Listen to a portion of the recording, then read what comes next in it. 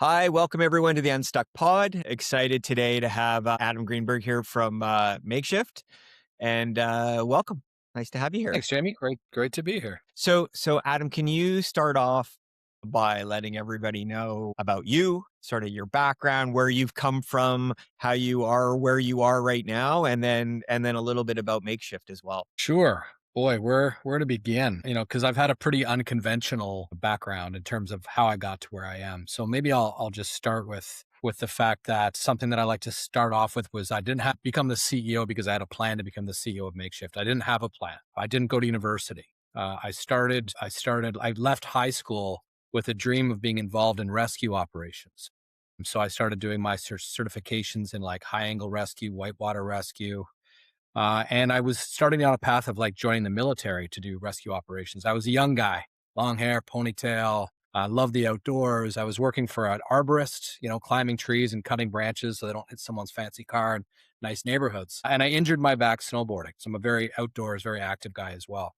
And that led me down a road of wanting to use my brain to make a living instead of my body. And I took a job in the winter working for a friend's computer hardware company. Back then, computers were built ground up. They're these huge towers, and you're inserting parts. And I was answering phones for him as I was trying to figure out my future. And in doing that, Jamie, I noticed that dentists kept calling. Dentists and medical doctors. And I found this fascinating. And I would talk to them like, why are you calling us? Like, how does your practice work? And I'm curious by nature. So I would just ask questions about them and about their practice and about what led them to talk to us. And I learned that dentists will just focus on dentists for the most part. They go through dental school, they get their degree, then they're out there in the world to start a dental practice, which takes a ton of capital. So they borrow a bunch of money, they open up a practice. Well, they need computers and they need software. So they go to a dental practice management software and they buy the software to run their practice. And then they order computers from Dell. They get shipped there and they don't know what to do with them. And so we were a company that was known for building computers and connecting them and creating integrated networks. This was before wireless Wi-Fi, things like that. So that's what got me into business. I discovered that dentists were calling. I mentioned to the owner of the company and he said, write a business plan. So to go after dentists, to focus on a niche market. And so I did that. I went down to the library. The internet was still new back then. Guess I'm long in the tooth. And I put together a business plan and he gave me an opportunity. So I want to underline that. I was given an opportunity to help grow a business just based on information that was coming to me and based on what I thought was a good idea. And I was given that opportunity and we ran with it and we grew the company significantly. Eventually I exited. I joined Ceridian Canada, first in small business sales. And I had some success and I was promoted to enterprise sales, moved out west, because this was in Toronto at the time, moved out west. Now I'm in Vancouver with Ceridian. Then I was recruited to SAP right as they acquired SuccessFactors. I was again promoted to run sales for SAP. And at SAP, I met a fellow named Ted Hellard. Ted is a well-known Calgary businessman. He's an entrepreneur, probably best known in Calgary as one of the former owners of the Calgary Stampeders. That's, in Calgary, his popular claim to fame. But as a businessman, he's best known for founding a company called Critical Mass, which was a digital marketing agency, and eventually selling that to Omnicom.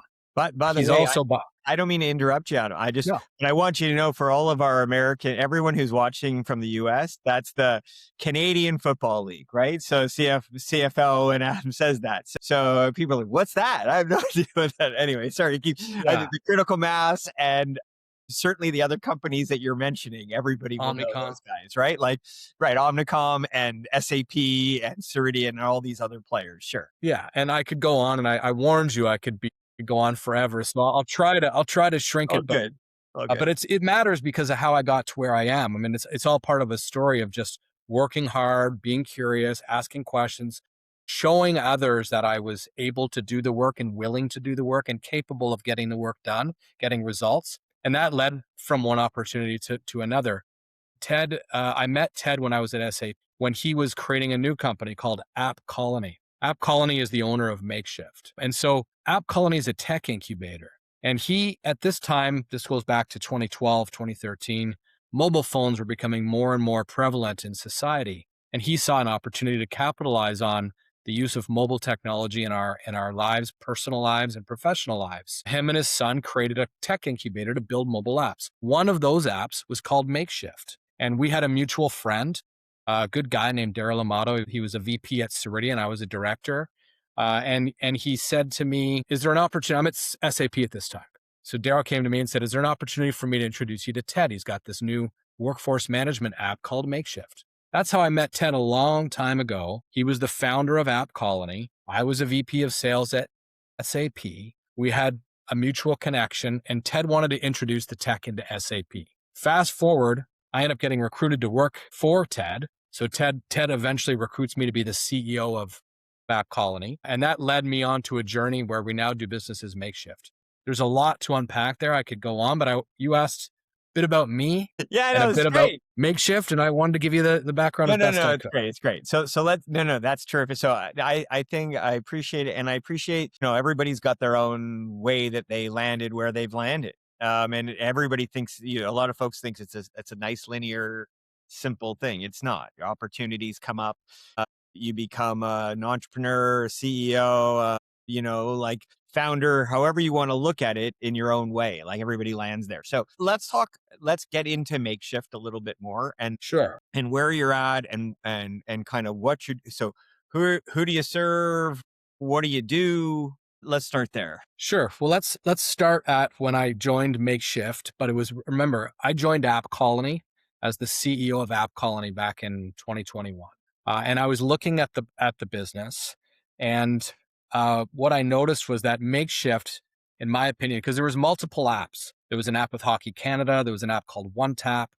MakeShift was being deployed as white labels. So other organizations were taking the product to market. We own the IP. We would host and service and support and develop the IP, but we weren't the brand behind it. It wasn't really called MakeShift. It was called ADP Schedules, for example, and Jonas, a constellation company, is called Shift Manager. So as the CEO of App Colony, I made a determination that we should do business as MakeShift. So we started the process of transitioning away from white labels. So we owned the end customer. We started the process of spinning off the development side of the business, the agency side of the business, and the app side of the business. And then we began probably in 2023 to do business as MakeShift. So today we are MakeShift. That's all we do. We focus on MakeShift. We still do some white labeling. We still do some branded reselling, but we by and large are MakeShift. We got our start building MakeShift for a hospital in Canada, in Alberta, called Alberta Health Services. And so that is our origin story, is a very rules-driven, flexible, API first, mobile first workforce management app for regulated industries for healthcare. That is still what we predominantly serve today, is the healthcare market all across North America. Okay. And when you say workforce management, because like it means a million things. So It does, you're let's right. talk about what specifically MakeShift's, what's your unique value proposition? Like where do you fit in that? Yeah, thanks for asking that, because you're right. Workforce management can mean a number of things. We look at our differentiator and our value as a scheduling first application. So a lot of vendors in this space call themselves time and attendance companies, which feels like punitive, like I'm back Yeah, in school exactly. or working in a factory. Scheduling drives everything. If you control someone's schedule, you control their lives. 30% of the Canadian workforce, probably similar in the United States or it's larger, are shift workers. Many shift workers work multiple jobs. Many shift workers are women or minorities or immigrants. Many shift workers are young people. During COVID, we called shift workers essential workers. Now, these are the people, the real backbone of our economy. And so that's what we focus on. We focus on solving a particular problem in scheduling. We also do time management and time tracking, but that's what we mean by managing a workforce, is helping manage their schedules to be compliant, to be flexible, to give people control, and to give people time back so they can focus on what really matters. Okay, so let's go in. So you said health. It's like your primary focus is in the health world. So give me an example of how that plays out in whether is it primarily, you say health, is that like a hospital-ish environment? That was an example that you gave before. Yeah, there's hospitals. We do hospitals. We have several hospital clients, very large, very complex. We also have smaller clinics like long-term care homes. And back to my roots, dental clinics, medical clinics. We do veterinarian clinics. We also do a lot of work in municipalities that aren't healthcare, but they're regulated. Yeah. Okay. and a lot of work in the nonprofit sector, which is something that's very close to my heart as well. And so, yeah, that's what we do.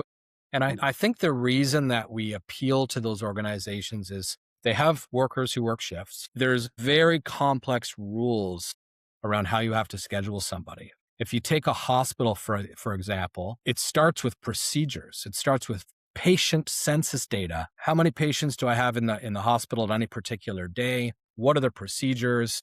Because that informs, well, what staff do I need to perform those procedures and care for those people?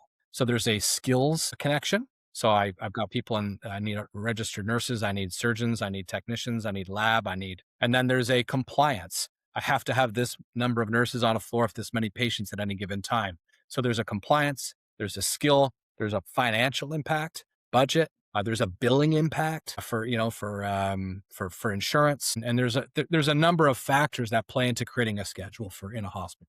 So, because I actually wanted to jump in as you're describing it, because what's interesting about the conversation is you say a scheduling app. I think as soon as I hear, oh, it's a scheduling app, I go, okay, hold on. Sounds simple. But then you start getting into all the complexities of what goes into making that schedule. Mhm. Which I imagine there's obviously quite a bit, which you describe. Let me take you into a place that I'd like to know, because I'd like to talk about it in the context of growth and getting into the places that you've gotten into and stuff. Sure. I I hear a product that is essential, right? Critical, but also very complex to kind of explain and even to incorporate into a business, right? So Mhm. talk through what that's like, because a lot of folks have complicated products and they're selling to these vast organizations. Like what's worked for you, what hasn't worked for you? Talk through that one a little bit. I think specializing has worked for us, and industry expertise and knowledge has worked really well for us. So that's really how we differentiate. We were built for healthcare ground up. Yeah. So Okay. you start with a world-class API layer, which means you can integrate with other systems. Because think about those other systems I talked about. You've got an HR system, which has information like organizational structure, who reports to who, what are their positions. And you've got like skills and certification systems. Those are actually usually often separate systems that manage people's skills. Certifications that expire, they're time bound. They have to be renewed and updated. Then you have unions.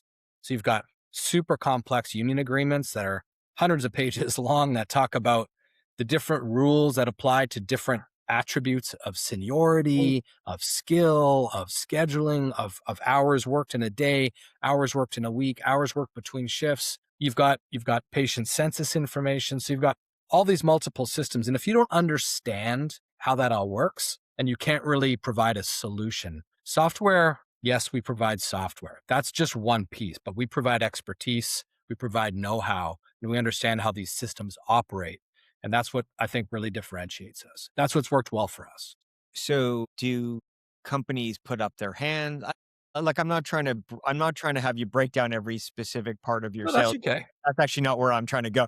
Because keep the things that are working well for you. I'm trying to actually. It sounds like selling into an organization like this very complex. Mhm. So, did they put their hands up and say, "We need help with this"? Are you guys going to them and saying, "Hey, we think you could do it better"? How do you think about growth from that perspective? That's a great question. And because our foundation was incubator, was tech and IP, we don't have a marketing arm. We don't really have a sales arm in the company. So these organizations put their hands up and they work with consulting firms to solve problems, and they work with other vendors, their partners. Like let's go back to SAP, for example. SAP is one of the world's largest enterprise resource planning companies. We're a partner of theirs. So when they see a specific need for healthcare scheduling, they will come to us and ask for our help. ADP is another example, right? Third largest payroll company in the world. Payroll is an output from time tracking. Time tracking is an output from time planning, scheduling. So again, if they see an opportunity or a need in healthcare with their clients, they'll come to us. That's how we generate opportunity. That's great. Just very, very, very interesting. I say unique approach because it's not that no one's ever done it, but it's not as common. It's certainly not as common in terms of what I hear from all the folks that I talk to, are a little bit more either call it outbound in terms of their own sales teams, or inbound, right, or a combination of the two. Okay, so let's talk about where you're at today. Let's talk about where you're headed. And I want to get one of the things I'd like to know is, sure, there's lots of things that are going well, but I also imagine that there's always challenges, right? I Oh, believe me, run them, run businesses. I see them all the time. man. Yeah. So Challenges galore. yeah. So what sort of, let's do this. Where are you headed? There's two questions and I want to connect the two. Where are you headed? And then what's keeping you up at night? Because I really Sure. want to get at those two things. Sure. Where we're headed. So first, where we're headed is based on where we are, right? We run on our own revenue. That's a very important when you're running a Yep. business, as you know, to understand how you fund your activities. Yeah. We run on our own revenue. We do not have a VC partner, venture capital partner. We do not have a private equity partner. We're not a publicly traded company. We have a single majority owner. That's Ted. And then we have shareholders that are employees, past and present. So Magic. I'm one of the largest shareholders as well. And so I have an invested interest in seeing us grow. But to eventually, want to sell a company, that's what they're born to do. You build a business, you either sell it or you take it public or what have you, or you join and merge with a bigger entity to increase valuation for shareholders. I'd like to do a lot of good in the world, but bottom line, that's what we're trying to do. So I digress. So that's where we are. Where we're trying to get to is to join probably something bigger, whether that's a public entity or a strategic organization, so that Mhm. we can bring our tech and our know-how to solve bigger problems in the world. How do we get there? Is by slow, responsible growth. Mhm. We haven't entertained, well, we've entertained, but we haven't gone down the path of taking money from a third party to help fund our growth. And that is what keeps me up at night, frankly, because I can't experiment like a lot of the bigger companies and I can't compete. You read the book, The Art of War, you've got flanking and you've got frontal attack. I can't go in a frontal environment and try to compete with the huge giants that play in this space because they've got hundreds of millions of dollars in funding. They've got thousands of employees. We're a small but mighty team. We're entrepreneurial. We're scrappy. We're ambitious. We get it done. We have modern tech. We've got great people, been here a long time, but it's hard. It keeps me up at night, a lot of hours in every single day that you put towards making great things happen. Yep. Nope. Repeatable sales and repeatable sales growth is always it's a challenge for everybody. That's what everybody's sort of looking at. Okay, And interesting. I should mention too, Jamie, right? Like we're a SaaS company. So the way SaaS works, as you know, is people subscribe and that subscription ends and then they have choices. They can leave and go somewhere else or they can keep going. We have to delight them every single day, in every interaction in order to keep them. Otherwise they churn and we lose that revenue. And again, we run on our revenue. So without the revenue, we can't control our growth. We can't control our outcomes and expenses will interfere in our plans. It's the tug of war between all of these pieces, right? Limited resources, like wanting Yeah. to go more and all these other things. Listen, it's a story as old as time, at least in terms of the business. Now, certainly not SaaS, but yeah, these things exist and they're challenges. Okay. All right. So if you could, let me try one thing. I've got a question about something you wish you had done differently. If you look back, even in the last year or two, is there Oh, man. anything, just one, or how long is the list? No, but really, if you look back, is there anything you like, I really wish we had, or I really wish I had, or how do you think about Yeah. Yeah, I do. I do. I wish that I was more curious, that I asked more questions and I poked more at the recommendations I was being given for the decisions I was trying to make. Because you enter an organization and you rely on people and their inputs inform your decisions. And early, I was a first time CEO 5 years ago. I've learned a lot in 5 years, but as a first time CEO, frankly, I relied too heavily on the inputs I was getting from other people.